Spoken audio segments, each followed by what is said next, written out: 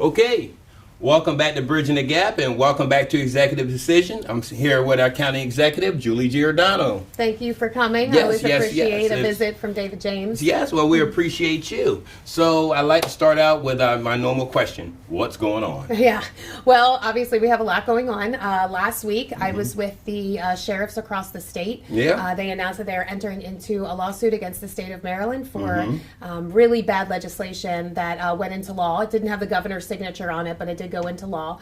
And it's definitely a violation of the Constitution of the Supremacy Clause. So I know at our council meeting, the sheriff's going to be talking to the council about that just to keep everybody abreast of the situation. But it was really important for us to, stand up, and I was right there with them. So my name is not on the lawsuit. It is just about law enforcement not being able to communicate with federal agents and ICE, which is, it's absolutely ridiculous. So the sheriffs will be putting their name on it, but as the county executive, just showing that support, especially for the Lower Eastern Shore. And I was able to be part of that press conference. So that's a big thing that's going on. Right. Okay. And then we also have the budget. So we have turned everything in. We've done a lot of back and forth, some negotiations on some things. And we are actually hoping at the council meeting that the county council will go ahead and approve the budget, and we can kind of set that off to the side. So one thing checked off the list there. So so our time has really been consumed with making sure that the council has everything they need to do their decision making. So okay, and I think they're doing some charter amendments too. Yeah, so if you haven't checked it out yet, in the brief book, it's about a 500-page brief book because it does have the whole budget in there. But there are some proposed charter amendments. There's about 5 or 6 of them. And I will tell you that there are a few that are okay. Term limits is on there. Okay. I don't love the way that they did it because it's 2 terms for me, 3 terms for them, 5 terms for the sheriff, which I don't even think they have a say in. But I don't really love that. But there's a couple of charter amendments that are taking power away from the executive office and putting it in the hands of the council. And I actually will be making a statement at the council meeting just stating that our charter is here for a reason. The people have voted multiple times for the executive form of government. Sure. You really need to respect it and not be interfering, in the day-to-day operations. We'll see what happens. So I definitely, I know we made Question A very visible and people knew all about it, and we will be doing the same thing for these charter amendments too. So tonight is just a discussion, so it's just a work session, so I definitely want people to pay attention to them. It went hush-hush then, and nobody knew about it. Well, yeah, so it was on the agenda, but that doesn't mean that everybody checks the agenda or the brief book. But we will make any of the ones that go forward that they vote on, we will definitely make them vocal. I will tell you the days of sneaking things onto the ballot and using convoluted language, that those days are over. And so the people of this county need to know exactly what they're voting for. And so we will be doing that. So they're wanting to put it on the ballot? Is that what they're voting on? Yeah. So so today is a work session. They're going to discuss about 5 or 6 topics to see if it's going to go forward for a vote to put it on the ballot for the people to vote. Now, when you hear that the citizens are going to get to vote, that's great. You get the voice of the county, but what they rely on is that the county is asleep and that the county doesn't know what's being put on there, and they just check yes or just check no without really understanding. And when we made people very aware of what Question A was going to do, they overwhelmingly voted against that. And so if there are bad amendments put on that ballot, I will tell you, we will make you aware of them. So stay tuned. Well, we do appreciate that. We know that's one thing that you are known to do. We're going to have some more questions. We actually want to go to break now because, well, there's a lot of things you do. You do a lot of different things, but when we come back, I want to talk about this forum we just had. Yeah, the forum would be great, and I know you wanted to talk a little bit about the city and where we are on that communication. So definitely got some topics. Go get yourself a cup of hot cocoa and come back. Bridge the Gap.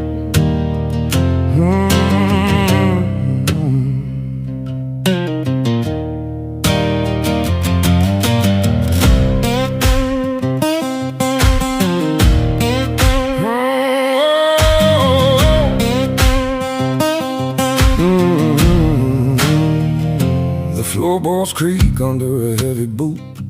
Deep in the soil, I'm planting the root. The clock on the wall is a hammer and nail, marking the wind and the turn of the sail. I don't look for luck In the bottom of a cup, I just clear my head and I lock it all up. The world is a whisper, the light is a sliver, but I'm moving deep like a mountain-fed river. I'm setting the pace, I'm carving the line. Everything's moving on my design. If the gate is rusted, I'll find the key.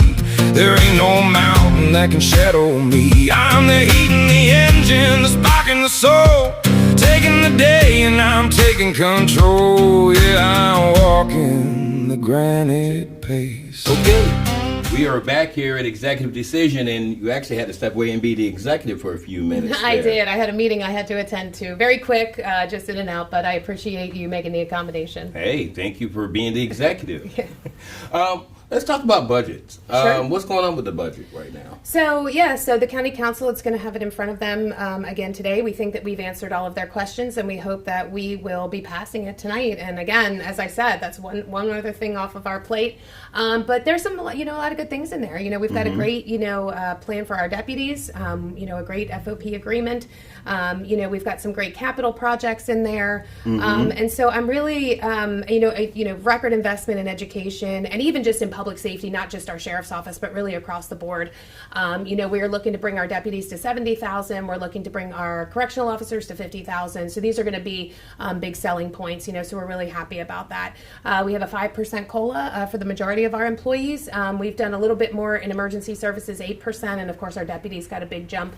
We really took time to invest in our employees here and making sure that they have, the best, package, for, going forward. So you got to take care of the people that work for you. So It's very impressive the way you work on doing that. But I have a question. I heard you say starting the deputies out at 70,000.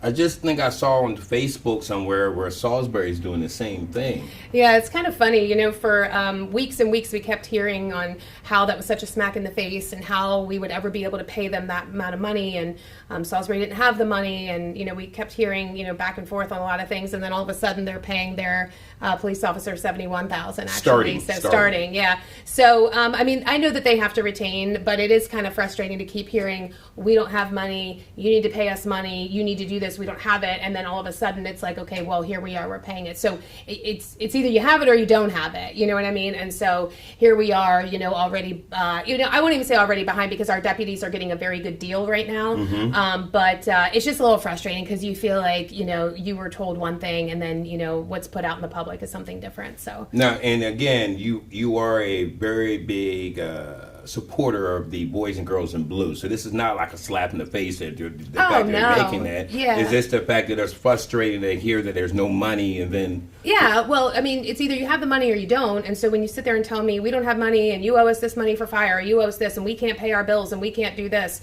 And then there was this whole thing about getting rid of the unions, but you end up paying more than what's out there anyway. I think of what was more than what was proposed. So I don't know. I don't really know who does the city finances. I don't really want to know. I have enough to deal with here.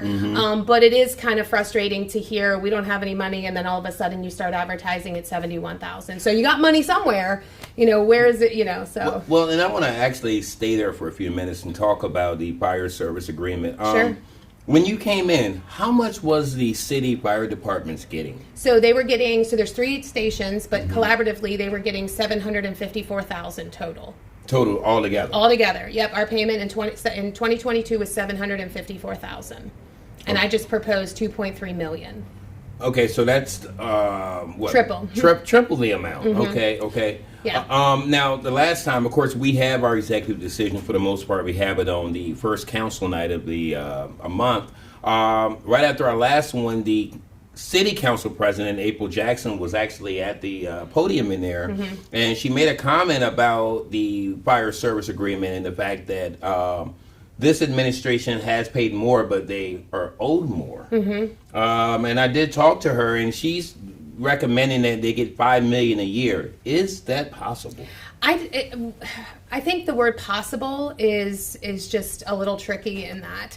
I don't think it's reasonable. Like, so forget it being possible. You know, there are a lot of things that are possible. We'd have to make a lot of cuts and things like that. But is it reasonable? And I don't find it reasonable.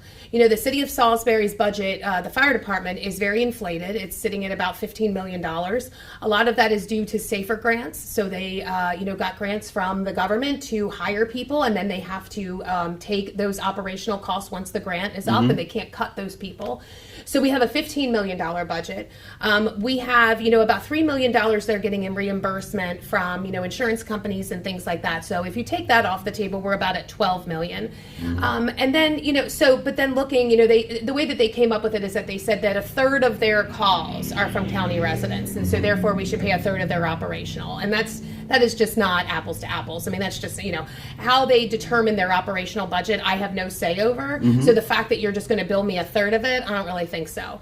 When we did the 2.3 million, I thought it was very fair. It's, 3 companies, doing the same work, fighting the same fires with the same needed equipment as our volunteers. I know the council, they had talked in a last budget meeting to give them an additional about 300,000, so it brought it up to 2.6. And I do know that they are interested in potentially doing a one-time capital payment after the budget is passed. So look for that maybe in July or August. But it's really going to be up to the county council at this point. I feel very confident in the 2.3 and now the 2.6 number. When you are in office for 4 years and you triple the amount given to the city of Salisbury, I think it's really inappropriate and almost, it's kind of a smack in the face to just snub at it and say, this is not enough, you didn't do anything. And it's like, we really came up with something that I thought was agreed upon and that I believe is fair. So it's just, we're going to have to really come up with something. And I know there's going to be some back and forth between the mayor and I, and they talked about, how they're going to start charging us and doing this and doing that. And we'll cross that bridge when it comes. But I will tell you, I believe that I have the support of almost every county resident, maybe not from within the city of Salisbury, but with every county resident that agrees that 2.3 million and now 2.6 million is completely fair and justified. And I'm trying to do my mathematics in my head, and I got to be careful with you being a school teacher.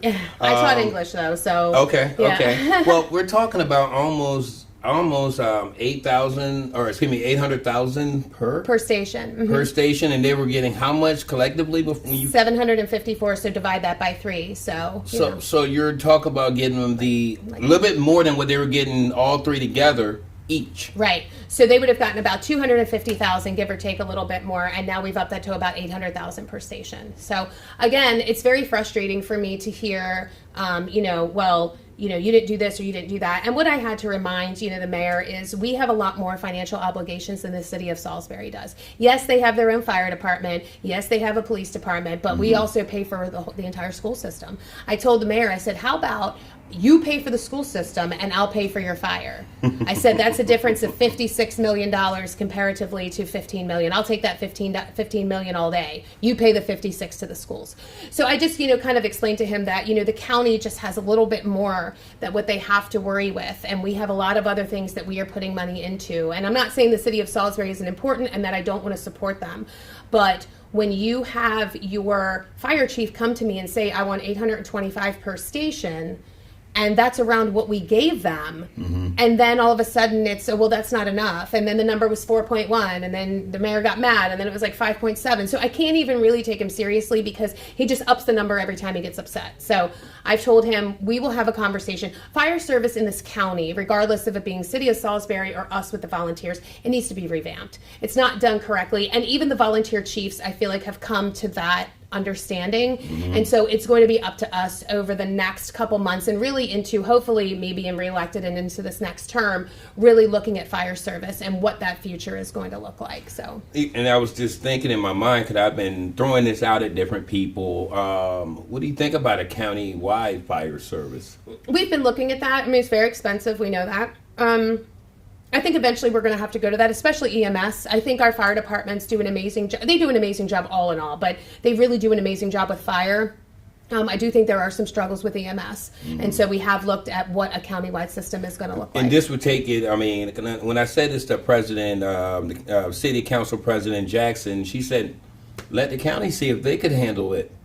All the finances of it. And then that would mean that the fire department would be not just Salisbury's, correct? That would be everywhere. Yeah, so we would have it where the city of Salisbury would have their own fire department, and then they would just sort of work within their, city. And then, if we had a county-wide, we would end up taking, the other aspects of it. So, we have a large county, and we are in no way, shape, or form ready to do that anytime soon, but it is something that we are going to address. It has been kicked down the road. I think, the can has been kicked down the road for a while now, from executive to executive. And, if I do get reelected, there is something very liberating about knowing, and I say this now, I guess anything could change, but there is something very liberating about the fact that you do not plan to run again. And so, these will be my last 4 years. And so those very tough decisions that nobody wants to make because they're just not really sure about what's going to happen are going to be not easy, but they're going to be a little bit easier to swallow and be able to make for the betterment of the county. And I think that they do need somebody to step up and say,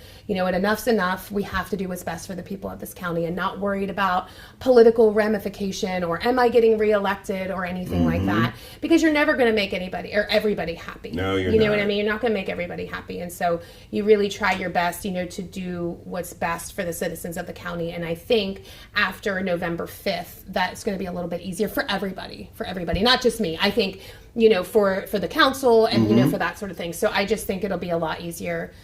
You put politics in it, it messes everything up, I've noticed. You made a comment there, and I know we have spoken off camera. You said that this is going to be the last 4 years as executive. I mean, not in politics, though. Probably not in politics. It probably won't be my last 4 in politics. Now, let me ask you this, because our sheriff said the same thing, and he's running again. Yeah, he is. So is this a solid, you're done? Yes. Well, as I stand right now, yes. I have no intentions of doing that. I think my view on things are a little bit different. I haven't been in the role for 20 years either, so it's a little bit different. I am really hoping that the next person who runs or wants to run, that I can, really prepare them so much more than what I was prepared for. I will have had 8 years under my belt and, really being able to do a very great handoff for that person because I was given 20 minutes and, and that was very frustrating and I don't ever want to do that to somebody else and they don't deserve that. They deserve to have a very smooth transition with a transition team and meeting with our department heads and figuring out where we are because I will never leave the county in the state in which I was given it. And it's been kind of difficult too. Yeah. Well, we've done a lot of great things, but again, you want to do what's best for the county. Sure. And so that's kind of what our goal is. So. Okay. Haters talk, let the rumors fly. I ain't got time to wonder why. The good Lord knows the man I am, and I'll die standing tall with a mic in my hand. You can kick rocks if you don't like how I talk. I'm gonna keep on talking and walk my walk. Ain't selling my soul for a seat at your table. I'm rough, I'm raw, I'm wild, I'm able. You can hate my fire, but you can't kill my spark. I'm a midnight flame burning through the dark. So kick them rocks if you don't like how I talk. I'm gonna keep on talking and walk my walk. You can kick rocks. You can kick rocks. You can kick rocks. I'm gonna keep on talking and walk my walk. Well, I want to move on to the sheriff forum. Yeah. We had that last week, and you moderated that. I did. How did that feel? It was great. Well, I will say, originally I was just going to be an attendee, and then I think there was a person who was supposed to come but wasn't able to come, and then so the original moderator ended up having to do that job and asked me to moderate. I was honored. I was honored to be able to do it, and I will say I'm so proud of Delmarva Conservative Movement because what a turnout. It was a good standing turnout. room only. I wish we'd had a bigger venue. I don't know where we would have done Sitting, it. I was on the floor. It was definitely a huge turnout. I wish we could have had more chairs in there. I wish every person that came would have been able to see it. But I am happy about the coverage. I was happy you were there. I was happy, Eastern Shore Undercover was there. We had some of the news there. And so it was really good coverage. And I really hope that the forum helped people make an educated decision and really show the difference between the three candidates because they are very different. They are. And I think that all of them, thumbs up to all three of them for first of all showing up and being up there. I mean, It's tedious. I've been there. Yes, I've yes. been there, and I give them credit, and they were able to answer all of the questions very thoroughly, and then even throwing them some questions at the very end, and being able to answer those on the fly. It's not easy. It's not No, easy. So I no. give all three of them credit. And I actually, the one that really stands out to me would be Mrs. Foley. Okay. Because first of all, she's never been in law enforcement, and as far as I know, she's never been in politics. But she was standing her ground, and I don't know if she said that to you or not, but I felt that she looked to you as kind of some kind of inspiration, because when you got into this 4 years ago, you've never been into politics. That's true. That's true. And for some people, they thought that, well, what can she do in politics versus a councilman? Mr. Davis was a councilman then, and Mr. Boda was also working in politics. And here you were, a school teacher with fresh ideas. So I think that kind of inspired her. How do you feel that the three did? Yeah, I thought, like I said, I thought all three did great.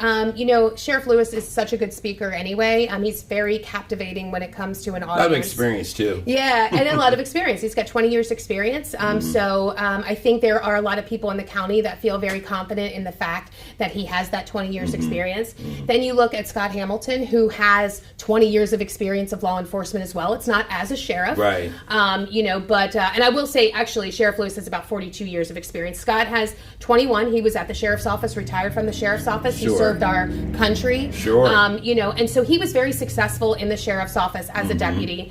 And also, successful, in the Army. And of course, he's still a Black Hawk. Don't forget a helicopter Marine. pilot. Don't forget a Marine. Marine. Yeah. So, yeah. And then you have Miss Foley, who literally has no law enforcement experience. But I will tell you, while I think there were a lot of people that were critical, saying she didn't know what she was talking about, I was actually more impressed about what she did know. And you can honestly tell that she went out and spoke to people. She went out and talked to, whether it was deputies or she talked to the community, and she really got a community feel. So I do give her also a lot of credit. I will be honest, and this is just to me, and this is no offense to her, I do believe that this race is going to be determined in the primary. Yeah. I do think that, but I said, yeah. I give her such credit to put her name on the ballot. And like I said, I could be wrong, but I'm just saying from my perspective, I do feel that the people of this county feel more confident in somebody who has law enforcement experience, whether that's the 42 years and 20 years as sheriff, or whether people feel, okay, this guy has law enforcement experience, 21 years, we need somebody new. But I do think it's going to come between the two of them. So, thank you.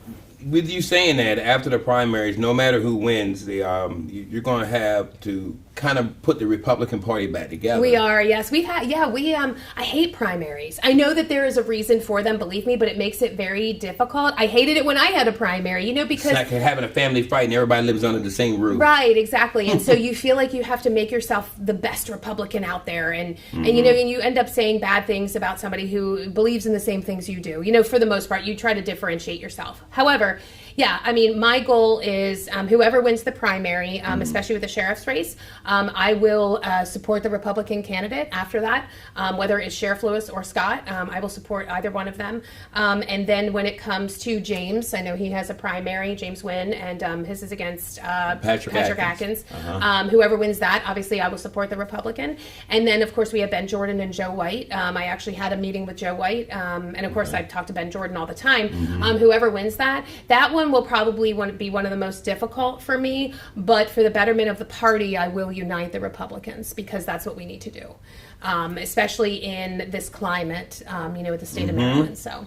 Yeah, because we do know 4 years ago when it came to the governor's race that there was a big split and may have actually caused the Republicans to lose the race. Yeah, I think so. I think it was very divisive. I think that, honestly, COVID had a lot to do with it, how COVID was handled in the state.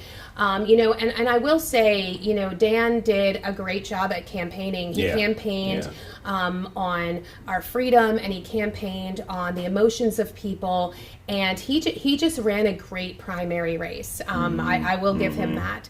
It'll be interesting. I'm wondering if he'll prevail again this time. So he's got a little bit more, competition in there. So we'll see. I'm excited to see what happens. Now, you were talking about you had a meeting with Mr. White. Has there been any other candidates that have called you and said, hey, let's sit down and talk? I do know that when I did the interview with Mr. Guy, he was eager to try to get up with you and talk, but Yeah, has any of them actually reached out to you? Yeah, actually, I saw Mr. Guy at a chamber event, and we did chat to say that we do need to get together. Yes. So obviously, I talk to James Wynn all the time. I talk to Ben Jordan all the time. I talk to Mike Houck regularly. I talk to Bobby Leith regularly. So I feel very confident in those selections. I also met with Tony Hilligloss, who is running in District 3 as the Republican. Interesting. Yeah, and so it was really good to talk to him, and I told him, that we would help in any way that we could, and anything that he needed help with. I think he's very green on a lot of things, and so especially the county, he's very involved in the city because his wife, and she's very involved, and so. But I think that he's got some common sense, and I think that after and I have known him for a while. He was a teacher as well, so I was very excited to meet with him. Okay. Yeah, he was the culinary teacher for CTE at Parkside, so he knows that world very well. He knows education. He knows what's good for kids. Okay. And now he runs his own business. So we've got a small business owner. So again, somebody who understands, government regulations and red tape can be very, detrimental. So I think that he will bring a lot to the council, and I look forward to. He doesn't have a primary, so I look forward to working with him over the next couple months and really helping him with what's going on, specifically in the day to day. So. Okay. Now, of course, I know you have to speak to Councilwoman Shields. Have you spoke to her opponent, Mrs. Kennedy? I have not. I know her quite well, and I have heard nothing but lovely things about her. I've heard a lot of great things about her, and I've talked to her and had a couple interviews with her. Yeah. So, and I've watched those to sort of be more abreast. I'm excited. We don't have a Republican in that race. No. So it would be very interesting to see. I think that she would be a great addition to the council. It's nothing against Councilwoman Shields, but I do think that she brings a sort of liveliness that maybe is needed for that district. So we'll see what happens, though. So. Okay. Well, since we're talking about those candidates that are running, of course we know that for the last 4 years you've kind of had some critics who are now actual candidates. How has that relationship with them changed since they've been candidates? Have they reached out to you? Have they been less combative on their show? Some have. I think others are it's just in their DNA to be that way. But yeah, no, some of them definitely have, which, I am appreciative of. However, I think that it's just a little, it's just too late, for me anyway. If they do make it onto the council, I obviously will try to work with them as best that I can. But for the most part, when I was having a meeting with one of them in particular, I just talked to them about, that we are human beings. And even as an elected official, I know that attacks can be taken on us because of the role. But, I do have a family and I do have a son. And so it's just really difficult sometimes to go home and try to explain why these people are so nasty to, especially for Jack, to his mom. And so I try to remind them that as they're campaigning, that these people do have families, and that stick to the facts. Great point. Stick to facts, and and so there was some clarification there, and I think moments of clarity, which were good. But we'll see. Like I said, as an elected official, you just have to be, have that tough skin and be ready to take shots, and and that sort of thing. But I just hope they're ready, because if they do become elected officials, then they're open.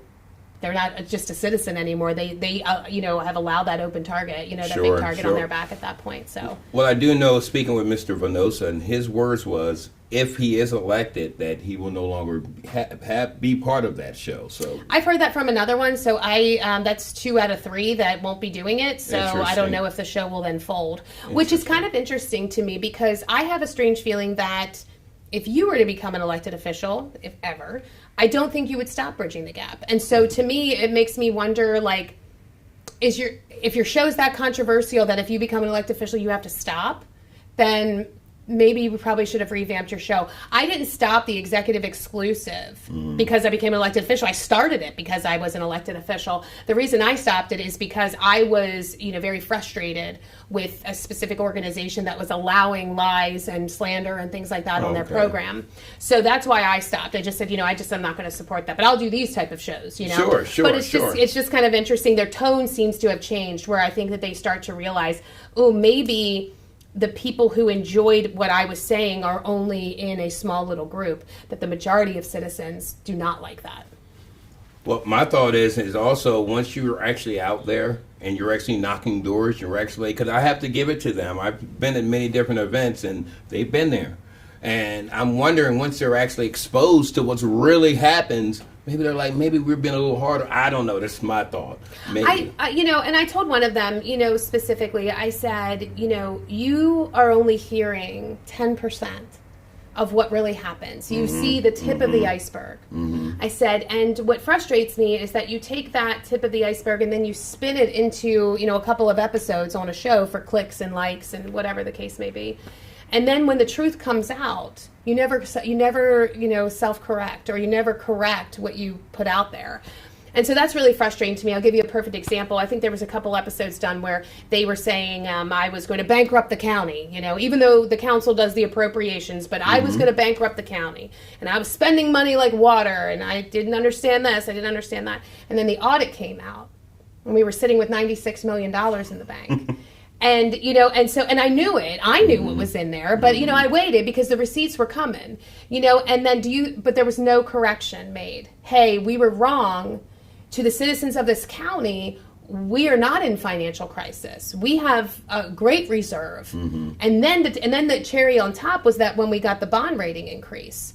So, you know what I mean? So apparently my staff and myself, we know what we're doing. We've made those investments, and we've listened, and we really try our very best to do what's best for the taxpayers. But that's what I said to him. I just said that's the issue, is that there's these receipts of untrue information that have been put out, and there's no corrections made. So well, I think, like you said, receipts prove what's going on. Exactly. So, but my wife and I, we rolling all around this county, and we see signs everywhere of everybody, to be honest with you, but it's been a whole lot of yours. Oh, you have? A whole lot Good. of yours, yes. And now, I haven't seen as many from your opponent. How does that make you feel? I'll be honest. I've put out about 250 signs right now. You spread them out throughout the county? Spread them out. Oh, yeah. I took them everywhere. We've been going around, and signs don't vote. So, I see a lot of signs of certain people and not a lot of signs of others. And I don't know if that really matters. If you base it off of signs, then I could tell you who's going to win every election. But that's not necessarily the case. So, signs don't vote. I appreciate every single person that's put my sign in their yard. And I, feel very grateful that I have that, that I was able to have that. And I felt like I didn't even really, it was just an initial, hey, who wants a sign, and, 250 people are like, I need one. So I'm very grateful for that support. So we will really start, putting those signs out, as it goes on. I really was hoping, I really want to get through the primary and really let that focus be on the people who have a primary. I remember we were talking about that before. Yeah, right, and so right. once June 24th hits, I already went out door knocking last week, and I was out there for James Wynn and, myself as well, but, I was out there. So, so we've kind of started, that campaign, but it was really kind of nice because I can't imagine trying to do a budget and campaign for a primary. So I am very grateful that I did not have one. Yeah, that would have been a lot. Well, I can definitely say from District 2 area, there's a lot of appreciative people down there for the things you've done during your administration, and I'm excited to see what happens here in the future. Before we close out, I just want to ask you, in your campaign right now, what is your focus? What is your catchphrase? Yeah. Well, it's sort of a continuation of what we did before. We came up with active local leadership, and I feel like we've really shown that. But really, it's now I get to sort of change that tagline to proven leadership, Wacomico's future. And so that's kind of what we're looking at is I have those receipts now, and I get to say, this is what's in the bank. This is where our budget is. This is what we've done, and this is what we have invested. And you see it around the county, and just in our term, you saw a new CAC building. You saw the sheriff's office get finished. Yeah. You saw a new library down in Parsonsburg, and we're still continuing on. The Civic Center's almost done. A new fishing pier, and I'm sorry, I'm still District 2. Fishing pier in new District fishing 2. pier. Yeah, we were getting ready to head down that way, and then you see the Civic Center. You'll see the runway extension finished in the fall. So, the things that we said, that we were going to do, we've really done. And what's really exciting is I was at a conference 2 weeks ago at the ICSC, and basically you go there as a county representative and you basically shop. You shop for realtors, you shop for restaurants, you shop for developers, you shop to get people to come to your county. And I am really excited. I can't announce who it is, but I will tell you the vacant Macy's, hopefully here soon, will not be a vacant Macy's any longer. So we were able to really hearing this? finalize some details while we were out there. So we were really excited. So with some other people coming too, but this is a really big one, and we're really excited to be able to make that announcement. I don't think it's what everybody thought it was going to be, but once we realized what it was, we were like, okay, we can do this, and this is exciting, and it's really going to revamp that mall. And even though it's the city of Salisbury, you know, as it's, the city of Salisbury is part of Wacomico County, and so I love when new business. I one of my biggest pet peeves is vacant business. Especially at that mall. My gosh, you got a I know, mall that's so I know. vacant. I hate it. I just hate it because, you know, because when you have stores, that means that people are shopping, your community's thriving. And so I really hope that that we continue that momentum. And so I'm really excited, and hopefully soon, hopefully around Christmas time, we'll be able to make the announcement. And I want everybody to remember something. Her being the executive means she's going to be the top business person in our county. So every time you see a new business come in here and you're out shaking hands and kissing babies, we're appreciative, because that means Wycomico's put on the map. We're known nationwide now because since during this time, and you being in office, we've gotten national attention for many different things. Yeah, absolutely. So you've not quietly went through administration. I'm excited to see what happens next. Yeah, no, I'm excited. And I will say, and I said this at my State of the County, these past 4 years have been so amazing. And have I learned a lot? Absolutely. Is my second term going to be very different than my first term? Absolutely. Interesting. We've learned a lot. And are there things that I would change? Of course. You know, but every single one of those things that I would change, I look at as a building block, as a, you know, it shaped me into the leader that I am now. And I am nowhere near what I was then. And I was proud of what I did then. But we are the county is in such a good place. We are moving in such a great direction. And I really hope, regardless if you are Democrat, Republican, Independent, Tea Party, Green Party, unaffiliated, whoever you are, I really hope that you see that. Set the political stuff aside and you look at the receipts and you see what's going on in this county. And we really are doing good things all across the board. It doesn't matter. From rec and parks to the sheriff's office to, you know, state's attorney to, you know, planning and zoning, whatever. You know, we really have made good strides. So I hope people see that. 4 years down the road, look out, Governor. Yeah, we'll see. I'm just saying. Yeah. I'm going to say that now. Thank you again, Executive Giordano. Thank you, sir. We're Always looking a pleasure. forward. Yeah, looking forward to see what happens in this next month. And when we talk to you again, I know there's going to be great things that have happened. Oh, yeah, next month, the primary will be over, so we'll have a lot to discuss. Tune in next time. This is Bridging the Gap. This is Executive Decision. Thank you again. Have a great one. I don't listen to the weak. I didn't walk through the fire just to hear you complain. I'm the one holding the whip. You're just wearing the chain.